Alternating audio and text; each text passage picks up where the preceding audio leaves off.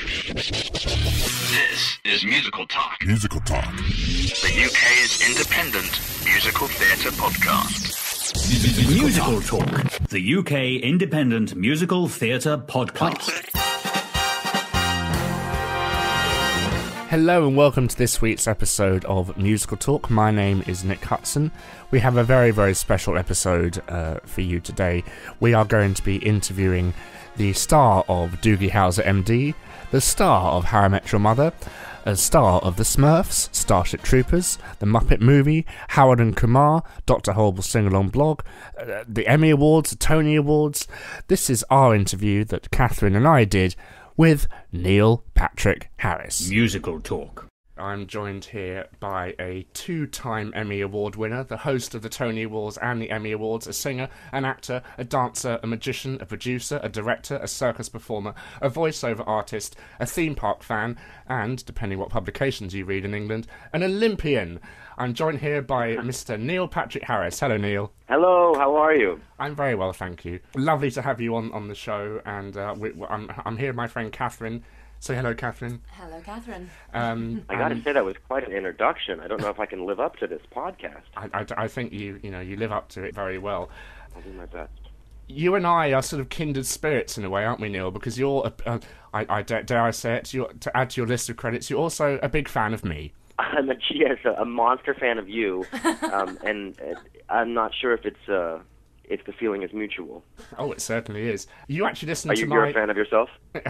Sometimes. You actually listen to some of my theme park stuff, don't you? I do, in so much as that the other podcasts that I listen to, you're a frequent contributor to. Yes, the lovely Season Pass podcast. And Indeed. You and I have three interests, I think, in life: magic, musical theatre, and theme parks. So we're going to start talking about that. But tell us, how did you get into the entertainment industry, Neil? I am from a small town in New Mexico, a landlocked state filled with cowboys, and I was just sort of an extroverty little kid that sang in the church choir instead of played football, and started being a part of like the little local community theater. And my parents were both attorneys at the time and very musical as well, and so music was in our life. And my dad played the guitar, and my mom played the flute, and so we were just kind of a musical family. So singing was kind of my thing. I was in the band, and then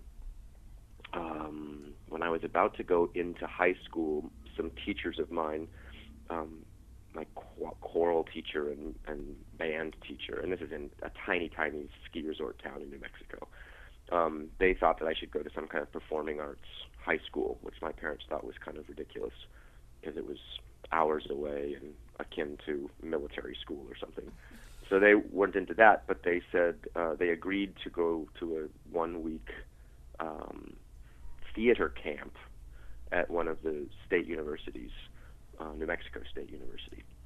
And I was like the youngest kid able to get in, just met the deadline, and went for a week. It was amazing. You got to be in the dorms and play theater games and do writing seminars. It was really great. And the guy who was in charge of it is a relatively famous playwright named Mark Medoff. Mark wrote Children of a Lesser God, amongst others. And he, as it turns out, unbeknownst to any of us, had this movie for Warner Brothers that he had written called Clara's Heart. It was a Whoopi Goldberg vehicle, and the other lead in the movie was a very waspy white kid in Maryland with his parents, and she's the maid to them as a family, and the movie is their relationship. And they were looking for an unknown-ish child actor to play that part. And so I got to be seen by Mark just in the context of this theater camp.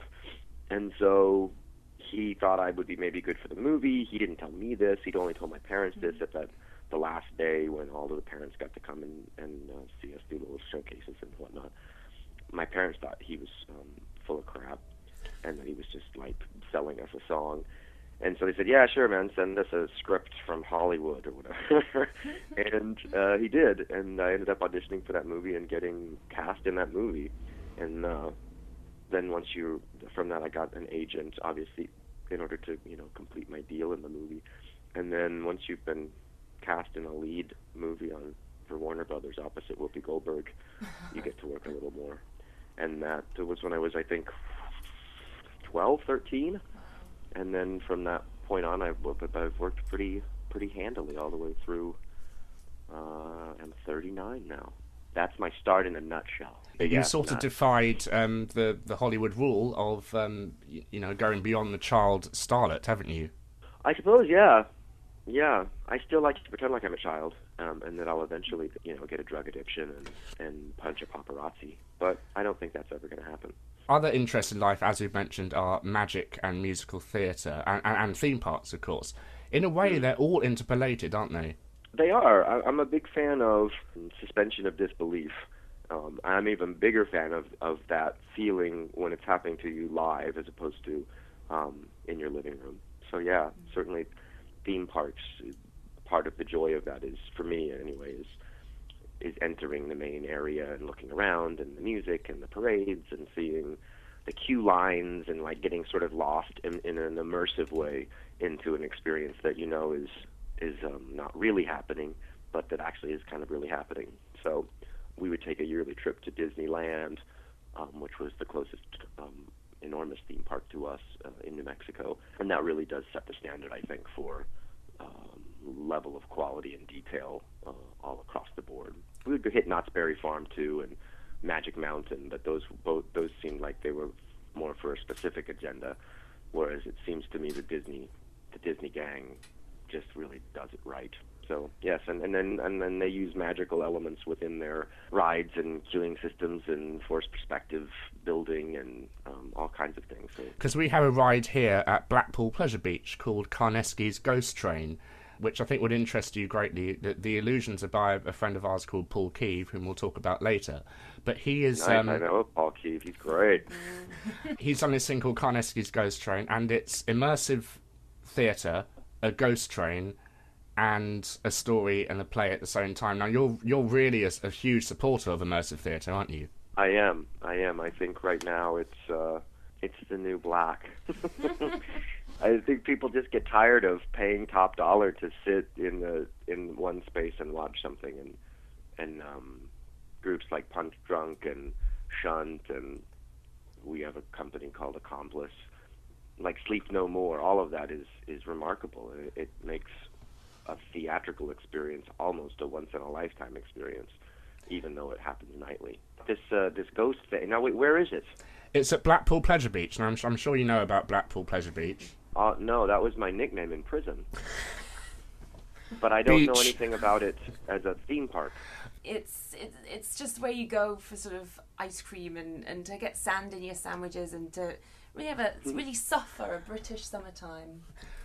But it's famous for having one of the oldest wooden coasters in the world. A very early Big Dipper. There is one of the...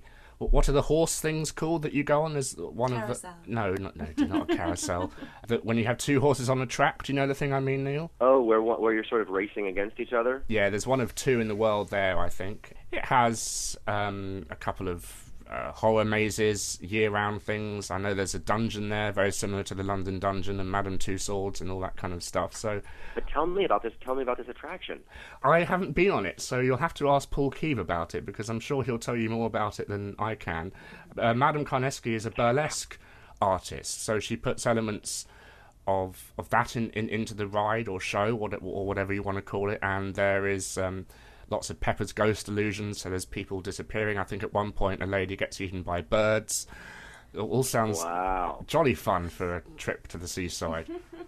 Yes, indeed. I must go. I think you can go. I think there's a website with lots of videos on it, but it's a year-round attraction. It used to tour the UK, but now it's permanently at Blackpool Pleasure Beach. So I'd love to go on it too. So I think we should certainly go. Nice. It's a date. For those of us that don't know about Accomplice, that it's in partnership in London with the Menier Chocolate Factory, isn't it? It is, yeah. My producing partner on that, Tom Solomon, and his sister Betsy really came up with the idea in New York, And I stumbled upon it randomly, looking at a little card that was a stack of cards at a restaurant. And it was sort of like Michael Douglas's The Game. It was this, intrigue, adventure, murder, mystery kind of experience, and that's all we're going to tell you. And if you buy a ticket and give us your cell phone number, then that's all you need to know. And I thought, well, that's very bizarre, and I'm intrigued. So I did it, and sure enough, the day before, I get a call from someone in character demanding, that this is some sort of gangster person saying he's not sure how I got this number, but here's the details. Go to this place, and it's a pier, and go by this boat and into a place, and don't be late, and throw the phone in the river. And so our group went, and it's a small group, 10 or 12 people, and sure enough, there's this mobster guy, and we're trying to be covert, and he moves us around the corner, tells us a story, gives us a dossier, and is out. And then for the next 3 hours, we were having to figure out locations based on clues, figure out the situation at hand and what we were supposed to do. People that we didn't have any idea were part of it were actors in part of it. People that we assumed were not. And it really sort of twisted the way that you viewed your surroundings, because you really had no idea who was in the show and who wasn't as you were walking through actual parts of New York. It was just kind of amazing. So I met Tom after the show and was just kind of gobsmacked by the whole premise and had so many questions. How do you write something like that? How do you control stuff, in case people get lost or whatnot? And he's a very smart guy, a good friend now. And so since then, we've opened Accomplice The Village, which is also in New York, Accomplice Los Angeles, and Accomplice London, which was through my relationship with David Babani and the Meunier Chocolate Factory. I did a play, John... Well, you did Tick, Tick, Boom now, didn't you, by Jonathan Larson? Larson, yes, you'd think I'd know him. I did a Jonathan Larson one-man show called Tick, Tick, Boom there 10, 11 years ago. And like Mr. Babani's knowledge of the area and his sort of ability to get things done on a shoestring budget with still attention to quality. So that's running currently, I think. It's running through the summer, so I'm not sure we're already getting late into it on the weekends. And then we have the LA one running on Saturdays here. I just think, again, it's a really cool idea. I'd like to open more of them. I think Accomplice Vegas would be really cool. There's some other towns where you want to go and see something, experience something that seems like it's only happening for you in just one time. In the New York one and in the LA one, it's kind of exciting to walk around an area that you think you know, but then you're entering into real-world locations and restaurants, say, or bars or dungeons or whatnot, and you had no idea that those were there. So you're kind of getting to participate in a story, getting to solve clues akin to a scavenger hunt, but also learning about an area of the town in a way that you hadn't learned about it before. So it's multi-purpose and dare I say, awesome. You should do one in London to be another one in London to coincide with the Jack the Ripper walking tour. We've thought about opening a second one in London. It's tricky. It's a lot of work because you have to come up with puzzles that are new. You have to come up with a story that's unique, that's not too complicated. Again, you have to come up with puzzles that are complicated enough that they're hard to solve but not unsolvable, because there's groups that are doing it every hour, potentially every half hour. A new group is going through. It's not a race, but you want to be able to keep things moving, but you don't want to dumb it down so much that you're just kind of easily solving something so that you can move to the next step. The actors, in turn, in the different locations are communicating with each other to, when one group leaves, then they'll text or call with information about them to the following group. So it's a very interesting sort of escalator, moving track of people that's coming through. Because of that, there's a lot of moving parts, and it does beg the question. Disney are starting to do it with things like their trader card things in the parks, but surely they could do one that's more human-led, do you think?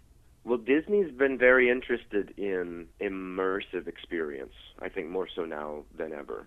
And we've had some actual nice communication with them about future things, and I think that's a smart avenue for them to pursue, whether it be on a cruise ship of theirs, whether it be on in a theme park property itself, or whether it be off-site and in a entirely separate place, to have an experience like that with their stamp of approval, I think is intriguing, certainly to them, I would guess, and also I'm sure that fans of their brand would be interested in stuff like that too. But yeah, you could only go to those parks so many times and see the same things over and over. There's something wonderful about that. I do it every year. Go to Florida and to Disney World and read the story of Jesus at the candlelight processional. But, you want to see the new stuff and you want to experience new things. So the trading card stuff, I thought was a great idea. Is that sort of what you're referring to? There's another one that's there where you get some sort of decoder thing, and then you go around Epcot, and you can go up to certain boards, and then you have to look at where you are and punch in something, and then it opens up an animatronic thing which reveals you to go to the next place. It's quite phenomenal. I think you're talking about the Kim Possible thing, aren't you? Yes, exactly, Kim Possible. With your communicator. You know way more than I do. You should do this professionally. I want to tell you, on Sunday I went to a Muppet movie marathon. I very happily sat through all 7 Muppet movies. Did you really? I did, yes. I want to talk to you about the final Muppet movie because you have a cameo in that. My reading of that movie is that Walter represents Walt Disney. Is that true, do you think? Oh, wow. That's a really interesting hypothesis. I want to, I'm real close with Jason Segel. Obviously, we're on How I Met Your Mother together, and I thought I was the biggest Jim Henson Muppet fan in existence, only to meet Jason and find out that he and his love for Henson runs even deeper than my own. He's also a prolific writer and makes movies, so he all of a sudden says, I think I'm going to be writing, producing, and starring in a new Muppet movie. I said, shut up, are you serious? Why do you do this? Why do you beat me at everything always? And so he did, but I don't know. I didn't think that it was that hidden in message. But I see where you're going with it. That's an interesting conceit. What did you think of the movie? You liked it? I loved it. I think it was more for the fans than it was for the general public. But then again, most of the general public are fans because, and it was more of a nostalgia trip, I think. But it was still brilliant, and to have the wonderful Jim Parsons in it as well, I just fell on the floor laughing at that point. The whole audience cheered. What I love about the movie in tone is that it really tries to reboot the brand, which a lot of people, I think, feel had gotten a little stale or stagnant because they hadn't come out with a lot of new content. I'm doing a bunch of web shorts for the Nerdist channel on YouTube called Neil's Puppet Dreams, and I've teamed up with the Henson puppets, the Henson alternative puppets, actually, Brian Henson's gang, and it's going to be a series of shorts that are all my dreams. The hypothesis being, I used hypothesis twice. That's really, I don't know why that's my word of the day. My big hypothesis being that I sleep a lot, and when I dream in puppets. So every episode will start with me just saying that. I'll be at dinner with David, and I'll say, "Oh, hi, I'm Neil. I sleep a lot, and when I dream in puppets." And then I'll just double over into my soup and fall dead asleep, and then the whole episode will be the dream that I'm having involving puppets, and we're going to film those soon. I think at the end of this month we're going to have 8 or 9 of them, of all varying types. It should be really fun. So I get to actually work with a bunch of puppets at the Jim Henson Studios in LA, and hopefully they'll be viral and clever. So stupid question, I know, but what did you think of Avenue Q? Avenue Q blew my mind. I saw it off-Broadway at the Vineyard Theater when it was first... Vineyard, maybe Union Square? No, I think it was the Vineyard Theater when it was first happening. And no one had even conceived that Muppets could, or that puppets could be so dark and blue and curse and be into porn and want to go on dates and be like regular people. And I just was so taken with that dynamic of Sesame Street, but now Sesame Street for grown-ups who have to learn about more things than sharing and cooperation. Loved the songs, wanted to be a part of it, wanted to be in it, still do. Still sing it in the car, holding one hand to the wheel and the other hand like I'm operating a puppet. Apparently it's coming back to London for Christmas, so I can't wait to see it again, because I think it's a wonderful show. But for me, it always begs the question, and I know Disney could do this, put Muppets on Broadway. Oh, yeah, for sure. I'm surprised they don't do it. I'm surprised as well. You know, the show I love that's also very similar to Avenue Q is the Finding Nemo live. Yes. That they do at the Animal Kingdom the Animal Kingdom theme park in Florida. Have you seen it? I haven't, no, but I've heard stuff from it, and of course it's written by Robert Lopez and his wife, who did, Robert Lopez did Avenue Q, so there's certainly... Exactly right, and it is so good. I'm not kidding. It used to be in it's in theater where Tarzan Rocks used to play, and that show was less good. It was sort of like, you know, a cast of ensemble people that would sing popular songs, and then Tarzan would come out and they'd sort of sing popular songs together. Sounds dreadful. But this is a true, like, mini musical with giant puppets, not unlike the Julie Taymor world, and kind of like Avenue Q. It's sort of a mix between the two. It's about 40 minutes long, and I cry every time I see it. The songs are so good. The themes are great. It's fantastic. Kids are riveted. Adults are loving it, and it's great. And I wonder the same thing. Why in the world don't they take that to New York and do it 6 times a day during the day on Broadway and, you know, charge a reasonable amount, but not a fortune, $50, and then spit people out to the gift shop. Seems like win-win. I do want to say that I love the Aladdin in Disney's California Adventure. I think that's... I hated it. Did you really? I did. Ooh. I did. I What did didn't you like hate it. about it? I feel like there's an opportunity with the magic to really, like, kill it, you know? And it was directed by an opera director lady, and I just thought it was not so strong. And I'll tell you, here's the perfect example of why I didn't like that one. So Aladdin sings his big song, one dum, ahead of the headline, one dum, da da dum. Then at the end, he runs off stage left, and then another stunt Aladdin is on wires, and he does a big, comes from stage left, and they lift him up, and he goes flying around, and he goes all the way up at a big giant leap or whatever, and he drops off stage right. And then they have the non-stunt Aladdin enter and take his applause cue from stage left again. Have you seen the YouTube video where the magic carpet sort of stops in the middle? I haven't, no, but you have to show it to me sometime.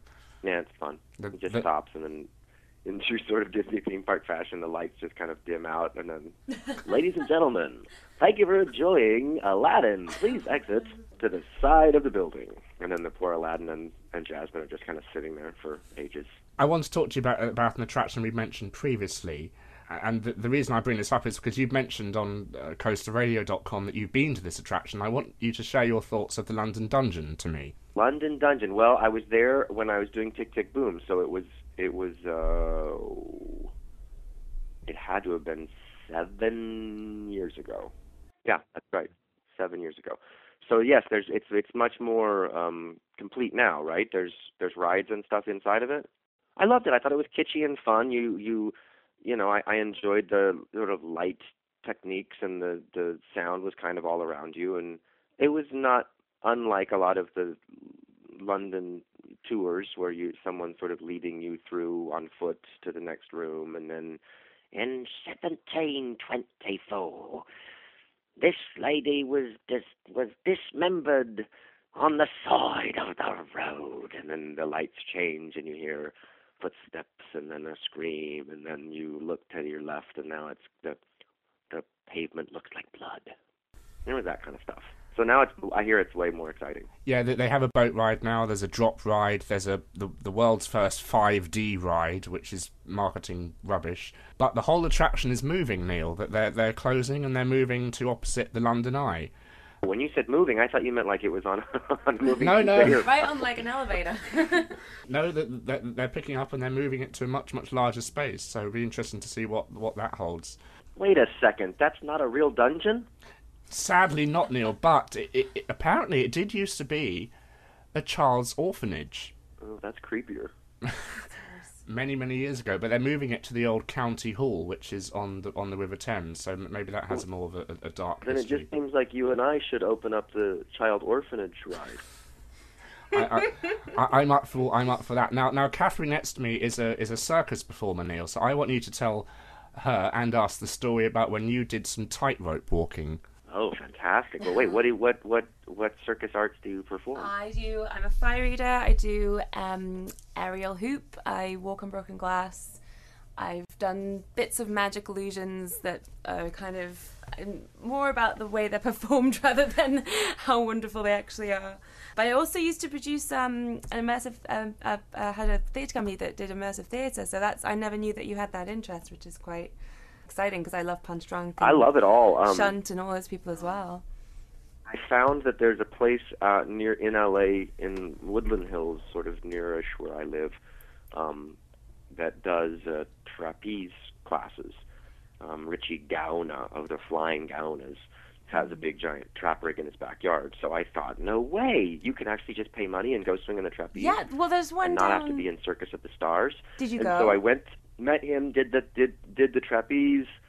He also has a low tightrope there, a big proper trampoline, Russian swing, silk stuff, bungee cords, and so I just had spent a lot of time learning that, learning the skills, and loved it. Yeah. And then, yes, recently got to show off a bit. I juggle and do magic and stuff, so I felt like I could learn all of that, and it would fit in my skill set. And there's a thing called Absinthe, which is at Caesar's Palace in Vegas, right, in the Spiegel tent, which is now not a proper Spiegel tent because the winds almost blew it down. It's a steel-framed tent, but it's hilarious, and was from a show that had been touring around, I think, New York for a while as well. The MC is a guy named the Gazillionaire, and his girlfriend are sort of the comedy, and it's very dark, sense of humor, hilarious, almost Don Rickles, offensive, and a small little audience around a tiny little stage in the middle with unbelievable acts, contortion, and I think when we saw it, there was the roller skating pair, where I've spins seen around them. fast, Yeah, and they she's came down to Camden. flipping around and attached to his mouth. Right.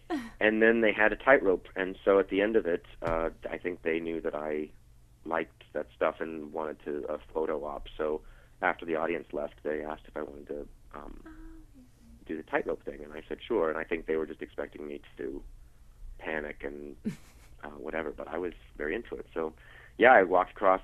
He walked across with me on his shoulders, and that was cool. And then they lowered it down to about 4 feet off the ground, and I got to walk around on my own. That's a hard skill. Yeah, I did a couple of classes in it. I didn't really take to it. It was kind of like 3 feet off the ground, and it was still a bit like, oh, what am I doing? Yeah, because you can look so cool, and then the moment that you lose your balance, then you look like a flailing duck. You look so graceful, and you're like, it's like a sudden downfall. Yeah, there's nothing kind of coolness. graceful about the bad parts of the tightrope. But Kat has actually made the ultimate move. She's in London right now, but she actually moved to LA back in March. So hopefully she'll be able to go and check out all these things we're recommending to us, Neil. Yeah, for sure. There's 2 great ones. Richie's place is great. I'll give you all the information, or my information at least, and then when you get here you can see it. Or there's a great place called Cirque School LA. That's right, I heard about they that. teach more. They're an indoor school, and they teach more. That's Hollywood Boulevard, right? Yeah, that's correct. Mm-hmm. They teach more single trap stuff or silk stuff. I've been taking. I should take it more often, but a whole class that's just on hand balancing. Oh, hand balance. And my goal is to have the kind of body and flexibility and strength to stand perfectly still, and like every single Cirque du Soleil performer I've ever seen, slowly bend over, put my hands on the ground, and then slowly lift up to a handstand. You know what I'm talking about? Not the I'm 10 years old and I go like hop, and then you kick up to a handstand. I mean like that super slow, I got my shit together handstand. So that's my new goal. I was thinking, when I learned to glass walk, I was like, wouldn't it be cool if I could walk on my hands and be like, look, I can walk on the glass, but not only this, I can do a handstand and walk on it on my hands. And I figured out I couldn't even hold it, so walking on my hands just on normal floor became impossible. That would be hard because you'd have to really learn how to do a handstand on one hand, right? Because you have to, your steps on glass walking have to be real slow and deliberate. You can't just like clump your way through it. I guess you could once. Can I, a couple of weeks ago... Oh, sorry, yes. Sorry, you're Sorry. just... Hi. Circus talk. I was wondering, Neil, if you wanted to hear about the recent Darren Brown show that I saw in London. Svengali? Yes. Tell me about it. I was in London for 2 days. I was filming the Smurfs sequel in Paris this summer, and I had like 3 days off. I took the speedy train down and hung out with David Babani and Andy Nyman, and Darren wasn't there. It was the same day randomly as Gay Pride. So whenever that was like the weekend before Svengali was supposed to open, and I was going to try and come back up to see it. I was very excited. I've never seen any of Darren's shows live. I'm a friend, we're friends, and I just think the world of him. He's the loveliest gentleman. He's the coolest thinker, and his shows are so theatrical and awesome. And I've only seen them on video, and I've loved every single one of them. So tell me about it. I've seen Darren Brown live about 4 or 5 times, and every time I see it, I'm further convinced that he is, no offence, Neil, the greatest showman on the face of the earth. It's most remarkable. Just how one person is able to control this stage for, 2.5 hours, and it must be mentally exhausting. And I sit there thinking, how the heck do you prepare for something like this? Because you can't rehearse. The audience are like your acting partner. So I just... Do you know anything about his process, Neil? I do, actually. I know a fair amount about his process. And I think what makes Darren so remarkable is that a lot of that you speak of is well thought out and planned, whereas in the audience you're sitting thinking, there are 5,000 variables. That line of thinking is intentional. I don't want to give away any of his stuff, nor would I ever, but the way they think everything through is kind of extraordinary. You think he should be in charge of wars and things, or be prime minister or something, Yeah. Tell me a little bit about Svengali as a concept. Like, what makes it different from his other shows? Did he angle more towards straight up mentalism? Was it? I haven't heard anything about it. Well, the last thing Darren said was, don't tell anyone about this show. Oh, great. But as it's closed now, I think I'm fairly safe to, he's not going to strike me down. Svengali is, as you might know, in Darren's show, it is a doll that is able to, it's an automaton, and it's able to pick numbers out and letters on a chart. So Right. Darren would do things like he gets someone to write down on a piece of paper the name of someone that died, and Svengali would spell that name out. So obviously he's blending mechanical illusionary, and Paul Key was involved in this show, with mentalism. So, I mean, the set was wonderful. It was like the biggest steampunk set you've ever seen in your life, and it had electronic generators that would pump up on the stage, and Darren was sort of flying around the proscenium arch at one point because the balloon got stuck that had something in it that was the answer to the big trick, and lots of number tricks, and it's what I want to do when I grow up. I want to be Darren Brown on Broadway.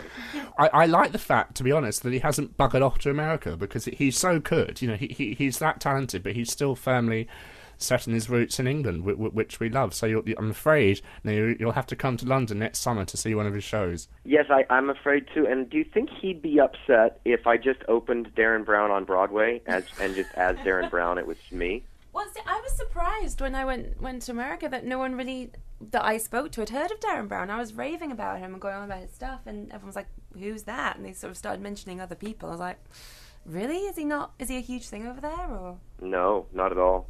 David Blaine is the guy. Have you heard, though, of Dynamo, Neil? I'm just hearing about Dynamo, and I read a thing in one of the UK papers about him, and then I talked to Andy Nyman about him because I'm very jaded. I'm the president of the Magic Castle here in LA, and so my knowledge of magic is strong and also kind of jaded. Mm-hmm. So I'm always wondering what these young whippersnapper guys are up to, and if they're legit or if they're just trying to ride the coattails of people before them. And Andy Nyman actually knows Dynamo and has worked with him and gave him his stamp of approval, which means a lot to me because I'm a big Andy Nyman fan. So I'm taking him much more seriously. He's a great showman. A large part of magic is getting people to talk about you without having to pay any money to do so, because advertisement is expensive. And going all the way back to, I guess, the biggest example would be Houdini.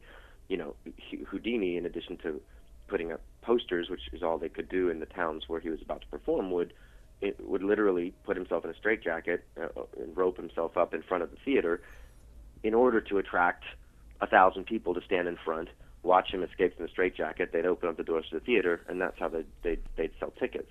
Well, we live in a social media world now where you can do that, but on a much grander level. And I think that's what David Blaine has done to great success. And it seems like Dynamo is kind of doing the same thing, is subtly releasing a video of him walking across the Thames and not doing it to great fanfare. At least I didn't think so. But then that video is now sneaking around and people are going, "Are you effing kidding me? How did that happen?" And then suddenly that links to another video of him walking through a glass wall at the opening of a clothing store or something like that. And so suddenly magic surrounds him, and he has a reputation of being like this great master showman without having done a fair amount of shows. And I don't mean that as a slight to him at all, but that's kind of that's a big part of magic, is the illusion, if you will, of greatness. Darren Brown doesn't want you to talk about what happens in his show because it makes you want to see the show more. Yeah. And I want to see what Dynamo ends up doing. I do question, though, why Dynamo has done no live shows. Yeah, I wonder that as well. But then when you watch clips of him performing, granted it's street magic, so there's a bit of fudging that is able to happen, but not a lot. And again, Andy says he's great and that he works really hard. And what you say is that was kind of my worry, was that he had come up with a couple cool things and is trying to sort of market himself off of it. But apparently not. Apparently he's got some chops to back it up. But I wonder the same thing about David Blaine. David Blaine is, our American guy here, when he sort of talks in a deep voice and he's very hypnotic. He's never done a big live show. He does live events where he'll be frozen in a block of ice or buried underground. But I've never seen him do like David Blaine on Broadway. Yeah. And I've vented about it only to be told that there's a lot of things that are actually in the works, because he's a good, talented guy himself and spends a lot of time on the art. Now, I want to talk to you about two musicals we have playing here, and we mentioned Paul Keeve earlier. I wanted, for me, that one of the best magic shows on in the West End for the past year or so has been Ghost, the musical. Now that closed on Broadway just recently. It didn't seem to go down hugely well there. But have you heard anything about what happens on stage during Ghost, Neil? Yes, I've heard a lot about it. There's essentially a blue room illusion that can allow someone to literally vanish right in front of you in a really kind of awesome and visual way. No, I know a lot about Ghost, and I unfortunately didn't get to see it. I was hosting the Tonys this last year. It was running, but I was also simultaneously working in Montreal on the Smurfs sequel, and had to keep flying back and forth. And in doing so, was only able to see a couple shows at a time. And so, unfortunately, those shows that I needed to see were the ones that were most nominated, that I could then come up with, monologue content for. So Ghost didn't make that cut, but I would have loved to have seen it. Apparently, backstage, it was just like 3 giant walls of LED screens. Like, that was it. And with those screens, they could do just remarkable visual feats. But you heard what happened in New York, right, with Ghost? It closed? Well, in addition, I think the reason that it closed, they made the unfortunate mistake of having all or most of the New York critics come to one show, a press preview a couple days before it opened, and rather than scattering them and staggering them through different shows. And that one show, the stage broke. They had to stop the show because technically something went wrong and the set had stopped working.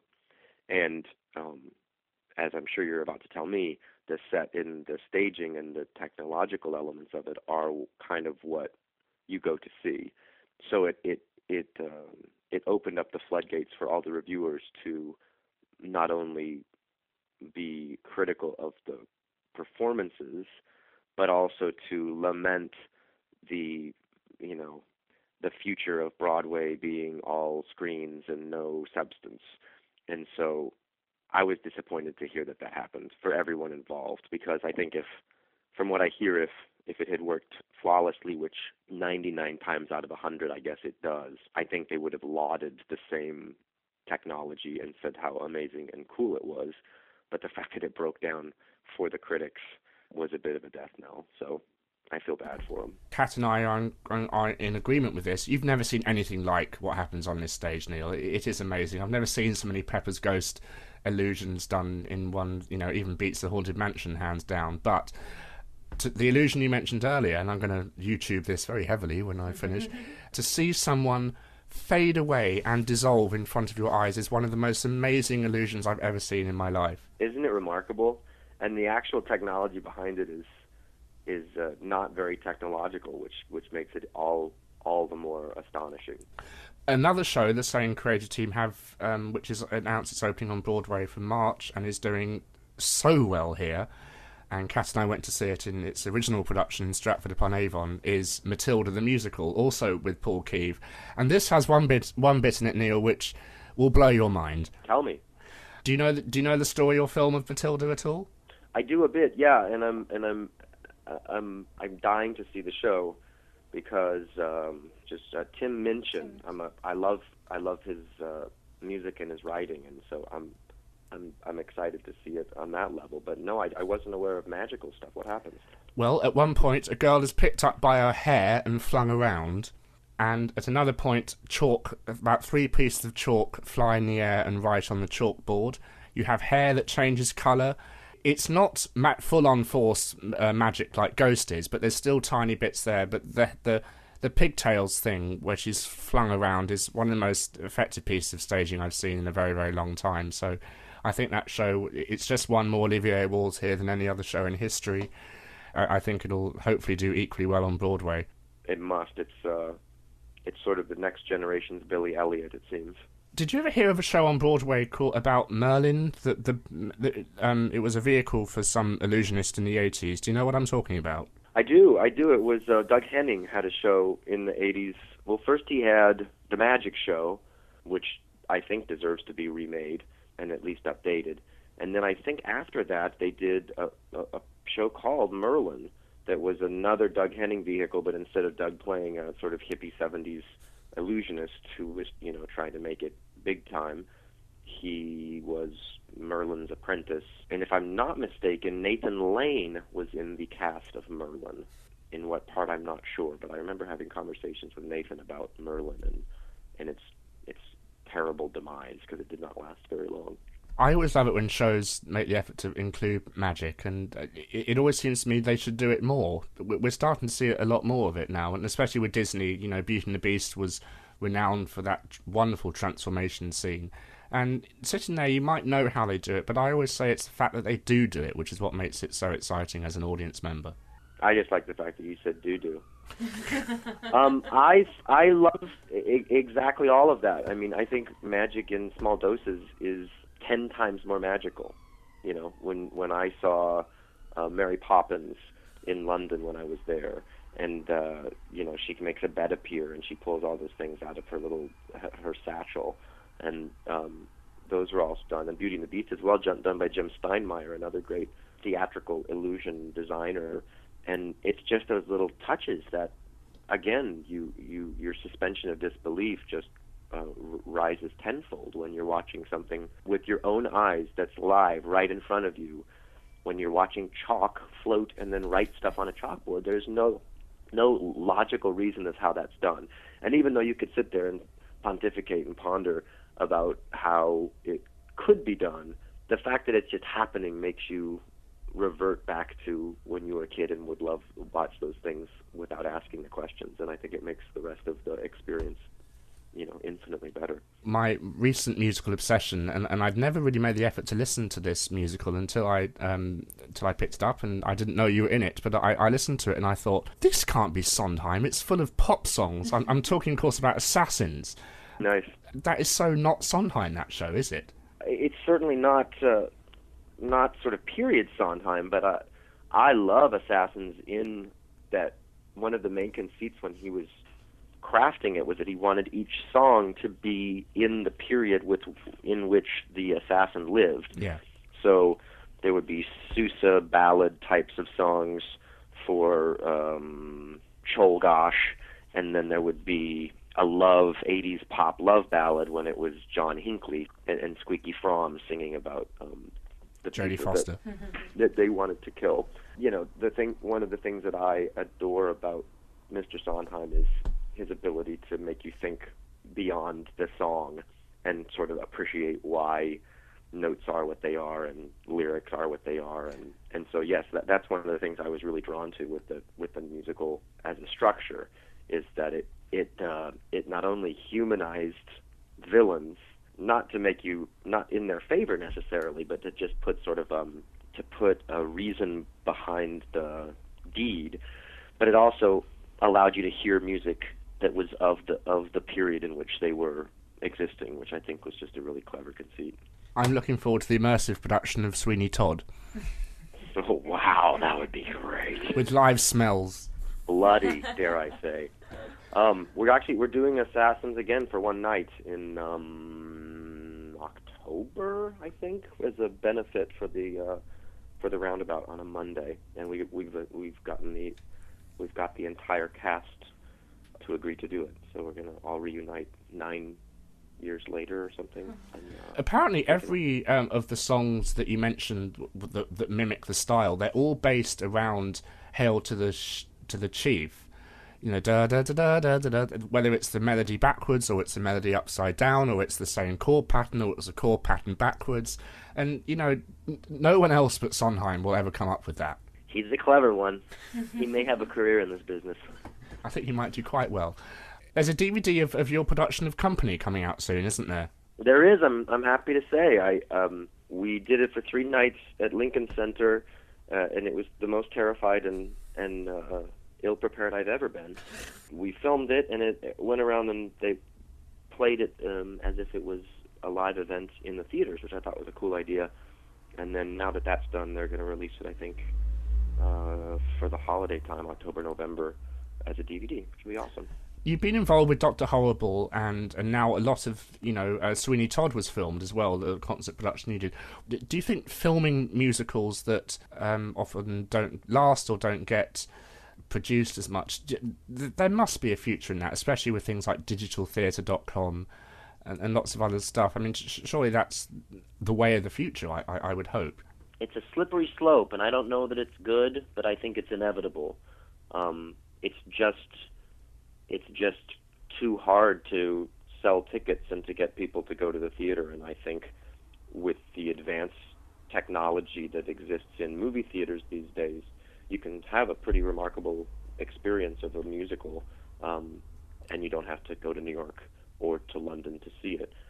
So I don't know what that actually ends up meaning. Is that the demise of theater because now people don't need to pony up $150 to see Matilda?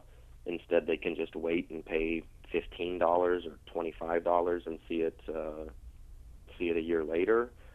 Does that hurt the brand? Not sure, but I do like that people who aren't able, at least in the States, not everyone can hop on a plane and travel to New York and get a good seat to an expensive show. And so, especially in this case of Company, which we only did 3 times, it allows people in Middle America or anywhere in the world really the opportunity to experience that show. And I was a kid, as I said earlier, from tiny town New Mexico that was a very football-centric town and didn't respect the arts much at all.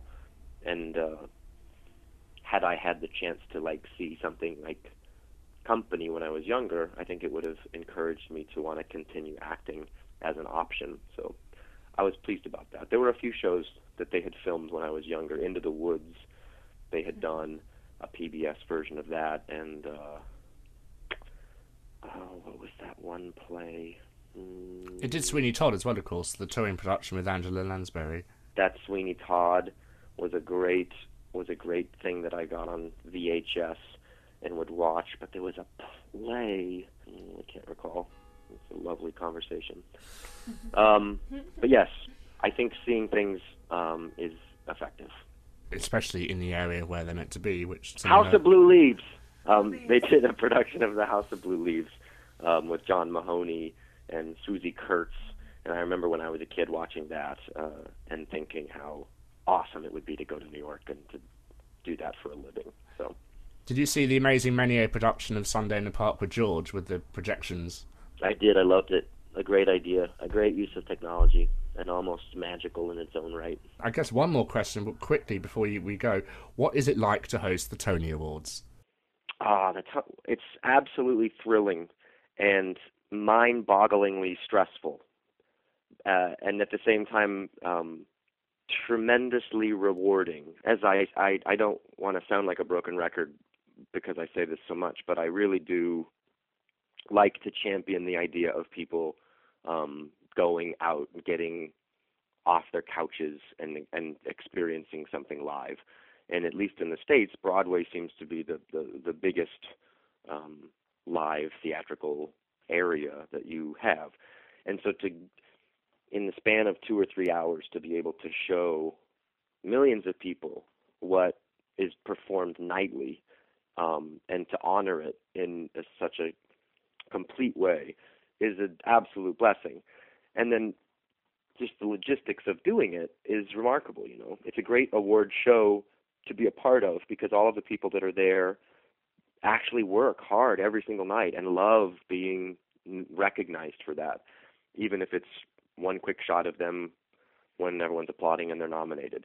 And even if they don't win, I feel like they're proud to be a part of that community.